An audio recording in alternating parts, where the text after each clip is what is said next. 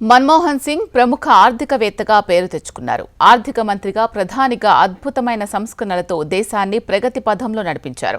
ఆసక్తికరమైన విషయం ఏంటి అంటే, తొలి రోజుల్లో తండ్రి కోరిక మేరకు ఆయన వైద్యుడు కావాలి అనుకున్నారట. 1948లో అమృత్సర్లోని ఖాల్సా కళాశాలలో ప్రీ మెడికల్ కోర్సులో చేరారు. ఈ విషయాలను మన్మోహన్ కుమార్తె Daman Singh strictly personal Manmohan and Gursharan పుస్తకంలో రాశారు. 2004లో కాంగ్రెస్ విజయం సాధించాక ప్రధాని అభ్యర్థిపై అనేక ఊహాగానాలొచ్చాయి.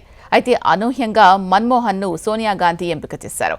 దీంతో ఆయన మే 22వ తేదీన యూపీఏ తరపున ప్రధానమంత్రిగా బాధ్యతలు చేపట్టారు.